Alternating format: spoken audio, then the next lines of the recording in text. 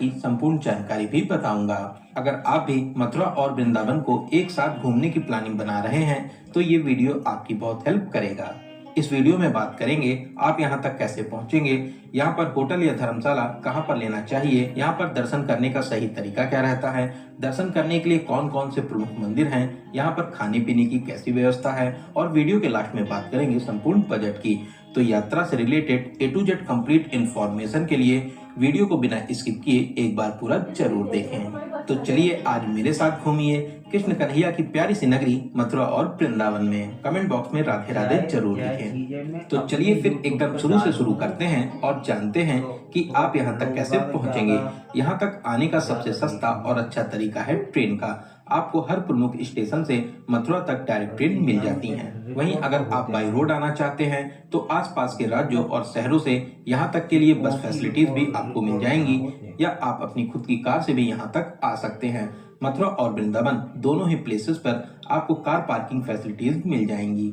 बात करें फ्लाइट की, यहाँ का नियरेस्ट एयरपोर्ट आगरा में है जो यहाँ से लगभग 50 किलोमीटर की दूरी पर स्थित है। आगरा तक आने के बाद में आप बस, ट्रेन या टैक्सी के माध्यम से मथुरा या वृंदावन तक आ जाएंगे। तो चलिए यात्रा की शुरुआत करते हैं और जानते हैं कि आपको मथुरा या वृंदावन में पहले कहाँ जाना चाहिए। दोस्तों सबसे पहले हम लोग चलेंगे वृंदावन में दर्शन करने के बाद में फिर हम लोग मथुरा को कवर करेंगे। मथुरा रेलवे स्टेशन के बाहर से ही आपको ऑटो और ई रिक्शा मिल जाएंगे। ऑटो और ई रिक्शा वाले आपसे इस 9 किलोमीटर दूरी के लिए 20 से 30 रुपए का चार्ज करते हैं। दोस्तों अगर आपकी ट्रेन रात में मथुरा पहुंचती है तो रात में आप स्टेशन पर ही आराम करिए और सुबह 5 से 6 बजे ही वृंदावन आइए, क्योंकि अगर आप रात में वृंदावन आते हैं तो यहाँ पर आपको सब कुछ बंद मिलेगा। ना आपको रुकने के लिए होटल या धर्मशाला मिलेंगे, ना ही आपको कोई भी दुकानें खुली मिलेंगी। तो रात में आप स्टेशन पर ही आराम करिए। तो चलिए अब हम लोग पहुंच चुके हैं श्री पावन धाम वृंदावन और अब हम लोग बात करते हैं रुकने की। आपको रुकने के लिए होटल या धर्मशाला कहाँ पर लेना चाहिए। दोस्तों आप श्री बांके बिहारी मंदिर साइड रुक सकते हैं या आप चाहें तो प्रेम मंदिर साइड में होटल या धर्मशाला ले सकते हैं। दोनों ही साइड आपको बहुत से होटल और धर्मशाला मिल जाएंगे, लेकिन मैं आपको एडवाइस करूंगा कि आप बांके बिहारी मंदिर के 500 मीटर की रेंज में होटल या धर्मशाला ले लीजिए। यहाँ पर धर्मशाला के रेट 600 से स्टार्ट हो जाते हैं और वहीं होटल्स 800 से स्टार्ट हो जाते हैं। 1200 से 1500 की रेंज में आपको बहुत ही अच्छा सा होटल मिल जाएगा। दोस्तों अगर आप संडे सैटरडे किसी फेस्टिवल, होली, दिवाली, जन्माष्टमी या फिर आप किसी भी हॉलीडेज पर यहाँ पर आते हैं तो आप कोशिश करिए कि पहले से ही ऑनलाइन रूम बुक कर लें, क्योंकि यहाँ पर बहुत ही ज्यादा भीड़ भाड़ होती है तो हो सकता है कि आपको सभी होटल्स फुल मिले। तो चलिए अब हम लोग बात करते हैं दर्शन की। दोस्तों अगर आप सुबह 8 से 9 बजे तक वृंदावन आ जाते हैं तो सबसे पहले आप बांके बिहारी मंदिर साइड दर्शन कर लीजिए और शाम को हम लोग प्रेम मंदिर साइड के सभी मंदिरों को कवर करेंगे, क्योंकि शाम को लाइट्स में इनकी खूबसूरती और भी ज्यादा बढ़ जाती है। दोस्तों वृंदावन में सभी मंदिरों के खुलने और बंद होने की फिक्स टाइमिंग है। मंदिर सुबह 7:30 बजे खुलते हैं और लगभग 1 बजे बंद हो जाते हैं और फिर शाम को 4 बजे खुलते हैं और रात में 8 बजे मंदिरों को बंद कर दिया जाता है। तो आपको यहाँ पर टाइमिंग का विशेष ध्यान देना रहता है। तो चलिए सबसे पहले हम लोग चलेंगे श्री बांके बिहारी मंदिर, श्री बांके बिहारी जी के दर्शन करने। पूरे रास्ते मार्केट बनी हुई है, आप यहाँ से फूल माला और प्रसाद ले सकते हैं। तो चलिए अब हम लोग मंदिर में प्रवेश करेंगे। सामने ही आपको श्री बांके बिहारी जी के बहुत ही अद्भुत और प्यारे से दर्शन प्राप्त हो जाएंगे। श्री बांके बिहारी जी के दर्शन कर आपके नेत्र भर आएंगे। बांके बिहारी जी की बहुत ही प्यारी और मनमोहक छवि है, इसको देखकर आप दीवाने हो जाएंगे। दोस्तों बहुत ही अद्भुत और अलौकिक दरबार है, आप यहाँ पर दर्शन करने जरूर आइए। श्री बांके बिहारी आपकी सभी मनोकामनाओं को जरूर पूरा करेंगे। तो यहाँ पर दर्शन करने के बाद में अब हम लोग चलेंगे वृंदावन के और प्रमुख मंदिरों में दर्शन करने। दोस्तों ऐसे तो वृंदावन में 5000 से भी ज्यादा अधिक मंदिर हैं, लेकिन जो सबसे प्रमुख मंदिर हैं हम लोग उन सभी में दर्शन करेंगे। तो बांके बिहारी मार्ग पर ही मार्केट के एकदम लास्ट में श्री राधा वल्लभ जी मंदिर के लिए रास्ता जाता है। सीढ़ियां चढ़कर अब हम लोग चलेंगे श्री राधा वल्लभ जी के दर्शन करने। दोस्तों ये मंदिर भी वृंदावन का बहुत ही अलौकिक और प्राचीन मंदिर है। यहाँ पर आप राधा वल्लभ जी के बहुत ही अद्भुत दर्शन को प्राप्त कर सकेंगे। आप यहाँ पर कुछ देर जरूर बैठें, यहाँ पर बैठकर आपको बहुत ही ज्यादा शांति और सुकून मिलेगा। यहाँ पर दर्शन करने के बाद में अब हम लोग चलेंगे राधा दामोदर मंदिर में दर्शन करने के लिए। दोस्तों ऐसे तो आप एक मंदिर से दूसरे मंदिर तक ई रिक्शे से भी जा सकते हैं, लेकिन मैं आपको एडवाइस करूंगा आप कुंज गलियों से होते हुए दूसरे मंदिर तक पहुंचिए, क्योंकि इनकी दूरी 100 से 200 मीटर ही रहती है। तो कुंज गलियों से होते हुए अब हम लोग पहुंच चुके हैं राधा दामोदर मंदिर के पास में। मंदिर में प्रवेश कर राधा रानी और दामोदर जी के बहुत ही प्यारे से दर्शन प्राप्त करेंगे। यहाँ पर आप भक्ति भाव में जरूर झूमिए, आपको यहाँ पर बहुत ही ज्यादा अच्छा लगेगा। तो यहाँ पर दर्शन करने के बाद में अब हम लोग चलेंगे अपने अगले स्थान पर, जो है सेवा कुंज, जिसे निकुंज वन भी कहते हैं। निकुंज वन निधि वन का छोटा सा स्वरूप है। यहाँ पर राधा रानी का बहुत ही प्यारा सा मंदिर बना हुआ है। तो यहाँ पर दर्शन करने के बाद में अब हम लोग चलेंगे निधि वन। दोस्तों निधि वन भी अपनी विशेष मान्यताओं के लिए बहुत ही ज्यादा प्रसिद्ध है। ऐसी मान्यता है आज भी भगवान श्री कृष्ण रात में यहाँ पर मुरली बजाने आते हैं और साथ ही साथ 16,000 गोपियों के साथ में रास भी रचाते हैं। यहाँ पर कुछ प्रमुख मंदिर भी हैं, आप यहाँ पर दर्शन कर आशीर्वाद प्राप्त कर सकते हैं। दोस्तों निधि वन बहुत ही अलौकिक स्थान है, आप यहाँ पर दर्शन करने जरूर आइए। निधि वन के पास में ही शाहजी मंदिर भी बना हुआ है। ये मंदिर भी बहुत ही विशाल और प्यारी शैली में बना हुआ है। आप यहाँ पर राधा रानी और कृष्ण जी के प्यारे से दर्शन प्राप्त कर सकते हैं। तो शाहजी मंदिर में दर्शन करने के बाद में अब हम लोग चलेंगे श्री गोपीनाथ मंदिर और श्री राधा रमण मंदिर में दर्शन करने के लिए, जो यहाँ से मात्र 200 मीटर की दूरी पर ही स्थित है। दोस्तों ये मंदिर भी वृंदावन के बहुत ही प्रसिद्ध मंदिर हैं। यहाँ पर आप बहुत ही अच्छे तरीके से दर्शन प्राप्त कर सकते हैं। फिर यहाँ पर दर्शन करने के बाद में अब हम लोग चलेंगे कालीदे घाट, जो यहाँ से लगभग 100 मीटर की दूरी पर स्थित है। दोस्तों ये वही स्थान है जहाँ पर भगवान श्री कृष्ण ने कालिया नाग का वध किया था। सामने ही माँ यमुना की पावन धारा है, आप यहाँ पर स्नान कर सकते हैं, साथ ही साथ नौका विहार भी कर सकते हैं। यहाँ पर प्यारी प्यारी नाव में बैठकर बहुत से लोग नौका विहार करते हैं। यहाँ पर कुछ समय बिताने के बाद में अब हम लोग चलेंगे मदन मोहन मंदिर में दर्शन करने के लिए, जो यहाँ से लगभग 1 किलोमीटर की दूरी पर स्थित है। ई रिक्शे में 20 रुपए का किराया देकर अब हम लोग पहुंच चुके हैं मदन मोहन मंदिर के पास में। इस मंदिर को टीले वाला मंदिर भी कहते हैं, क्योंकि ये मंदिर ऊपर टीले पर स्थापित है। दोस्तों बहुत ही प्राचीन और अलौकिक शैली में ये प्यारा सा मंदिर बना हुआ है। आप यहाँ पर मदन मोहन जी के प्यारे से दर्शन कर आशीर्वाद प्राप्त कर सकते हैं। दोस्तों बहुत ही अलौकिक स्थान है, आप अपने लिस्ट में इस मंदिर को जरूर शामिल करें। दोस्तों अगर आप सभी मंदिरों में थोड़ा थोड़ा टाइम देंगे तो आप बहुत ही आराम से 1 बजे तक सभी मंदिरों को कवर कर लेंगे। तो यहाँ पर दर्शन करने के बाद में अब हम लोग फिर से आ जाएंगे बांके बिहारी मार्ग पर। यहाँ पर खाने पीने के लिए बहुत ही फेमस दुकानें हैं। आप यहाँ पर वृंदावन की बहुत ही फेमस मुकेश की लस्सी को ट्राई कर सकते हैं। साथ ही साथ आप देसी घी में बनी टिक्की का भी मजा ले सकते हैं। आप अगर चाहें तो यहाँ पर खाना पीना भी कर सकते हैं। वृंदावन में खाने पीने की कोई भी कमी नहीं मिलेगी। तो यहाँ पर कुछ खाने पीने के बाद में अब हम लोग अपने होटल में आकर आराम करेंगे और 3:30 बजे से 4 बजे के बीच में हम लोग चलेंगे प्रेम मंदिर साइड के सभी मंदिरों में दर्शन करने के लिए। बांके बिहारी चौराहे से आपको ऑटो मिल जाएंगे। 30 से 40 रुपए का किराया देकर सबसे पहले हम लोग चलेंगे वैष्णो देवी धाम में माता रानी के दर्शन करने। दोस्तों बहुत ही प्यारा और विशाल मंदिर बना हुआ है। यहाँ पर माता रानी की विशाल प्रतिमा भी स्थापित है। यहाँ पर बहुत ही अच्छे तरीके से गुफाओं का स्वरूप दिया गया है। मंदिर को बहुत ही खूबसूरती से बनाया गया है। दोस्तों विशाल प्रतिमा के नीचे बहुत ही बड़ा सा हॉल बना हुआ है, जहाँ पर माता रानी का बहुत ही अद्भुत और प्यारा सा मंदिर भी स्थापित है। तो यहाँ पर दर्शन करने के बाद में अब हम लोग चलेंगे अपने अगले मंदिर प्रियकांतुजू मंदिर में दर्शन करने के लिए। दोस्तों ये भी बहुत ही प्यारा सा मंदिर बना हुआ है, आप यहाँ पर भी दर्शन कर सकते हैं। यहाँ पर दर्शन करने के बाद में अब हम लोग चलेंगे वृंदावन के बहुत ही प्रसिद्ध मंदिर प्रेम मंदिर में दर्शन करने। दोस्तों प्रेम मंदिर बहुत ही खूबसूरत और अलौकिक मंदिर बना हुआ है। वृंदावन आने वाले सभी लोग यहाँ पर दर्शन करने जरूर आते हैं। लाइट्स में इसकी खूबसूरती में 4 चांद लग जाते हैं। लाइट्स में ये मंदिर और भी ज्यादा प्यारा लगता है। प्रेम मंदिर में बहुत सी झांकियां भी बनी हुई हैं।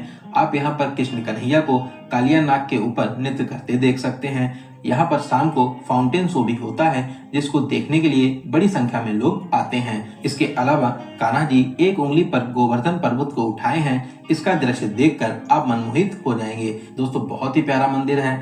शाम को आप यहाँ पर दर्शन करने जरूर आए। शाम को यहाँ पर दर्शन कर आपको बहुत ही ज्यादा अच्छा लगेगा। प्रेम मंदिर में घूमने और दर्शन करने के बाद में अब हम लोग चलेंगे इस्कॉन टेम्पल, जो यहाँ से कुछ ही दूरी पर स्थित है। ये मंदिर भी बहुत ही भव्य शैली में बना हुआ है। आप यहाँ पर कृष्ण भगवान और राधा रानी जी के बहुत ही प्यारे से स्वरूप के दर्शन प्राप्त कर पाएंगे। साथ ही साथ आप यहाँ पर हरे कृष्णा हरे रामा की धुन पर जरूर झूमें, आपको बहुत ही ज्यादा अच्छा लगेगा। आप यहाँ पर कुछ देर जरूर बैठें, आपको यहाँ पर बहुत ही ज्यादा शांति मिलेगी। तो इन सभी प्रमुख मंदिरों में दर्शन करने के बाद में हम लोग रात में अपने रूम पर आकर आराम करेंगे। अगर इनमें से आपके कोई भी मंदिर छूट जाते हैं, अगली सुबह आप इनमें दर्शन भी कर सकते हैं। लगभग 9 से 10 बजे अब हम लोग चलेंगे मथुरा और मथुरा के सभी स्थानों को बहुत ही अच्छे तरीके से कवर करेंगे। दोस्तों, सबसे अच्छा रहता है आप वृंदावन से ऑटो बुक कर लीजिए। ऑटो वाले आपको मथुरा के सभी स्थानों पर दर्शन कराने के बाद में आप जहां भी कहेंगे वहां पर आपको ड्रॉप कर देते हैं। ऑटो वाले पूरे दिन के लिए लगभग 700 से 800 रुपए का चार्ज करते हैं। वृंदावन से मथुरा जाते समय रास्ते में बहुत ही प्रसिद्ध कांच मंदिर भी पड़ता है। आप यहाँ पर रुककर दर्शन जरूर करें। छोटे छोटे कांचों के टुकड़ों से बहुत ही प्यारे तरीके से मंदिर को बनाया और सजाया गया है। आप यहाँ पर भगवान श्री कृष्ण के बहुत ही अद्भुत रूप के दर्शन प्राप्त कर सकते हैं। साथ ही साथ यहाँ से कुछ ही दूरी पर पागल बाबा मंदिर भी बना हुआ है। ये मंदिर भी बहुत ही भव्य और दिव्य शैली में बना हुआ है, जिसके नज़ारे देखते ही बनते हैं। साथ ही साथ इस प्रांगण में भोले बाबा और माता रानी जी के भी मंदिर हैं। आप यहाँ पर भी दर्शन प्राप्त कर सकते हैं।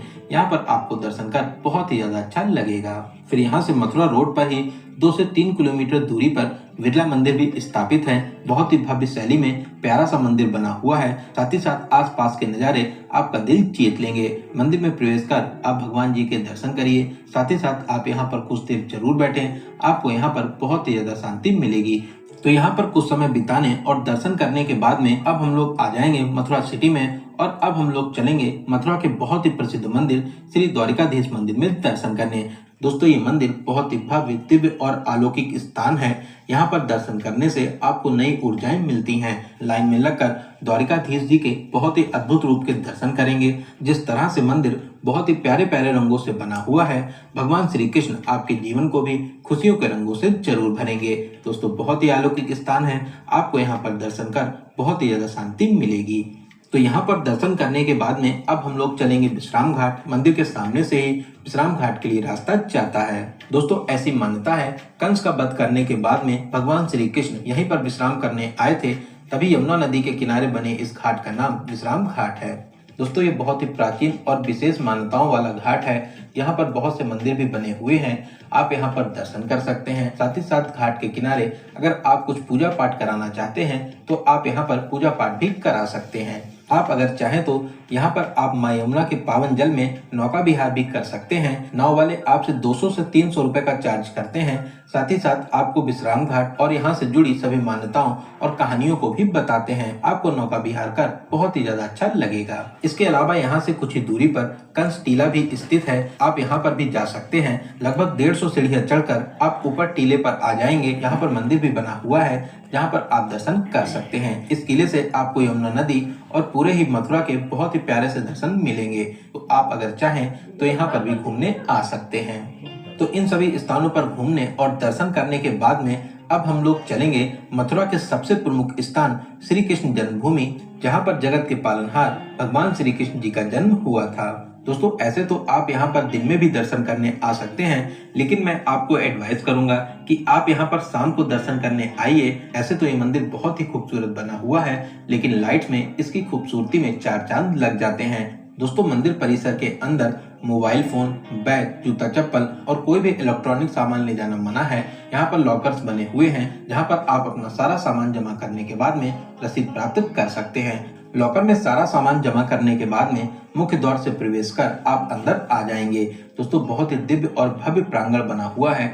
आपको ऐसा लगेगा कि आप सच में स्वर्ग में आ गए हैं। यहाँ पर 7 से 8 छोटे बड़े मंदिर बने हुए हैं। आप यहाँ पर दर्शन करते हुए आगे बढ़ते रहें और अब हम लोग आ जाएंगे जहाँ पर भगवान श्री कृष्ण जी का जन्म हुआ था। कारागार के स्वरूप में आज भी ये प्यारा सा मंदिर बना हुआ है। दोस्तों, यहाँ पर दर्शन कर खुशी से आपके नेत्र भर आएंगे। यहाँ पर दर्शन करने के बाद में फिर हम लोग और ऊपर आकर मुख्य मंदिर में प्रवेश करेंगे। दोस्तों, यहाँ पर कृष्ण भगवान और राधा रानी जी की बहुत ही विशाल छवि स्थापित है। आप यहाँ पर भगवान जी के दर्शन करें। साथ ही साथ कुछ समय आप यहाँ पर जरूर बैठिए। आपको यहाँ पर दर्शन कर बहुत ही ज्यादा अच्छा लगेगा।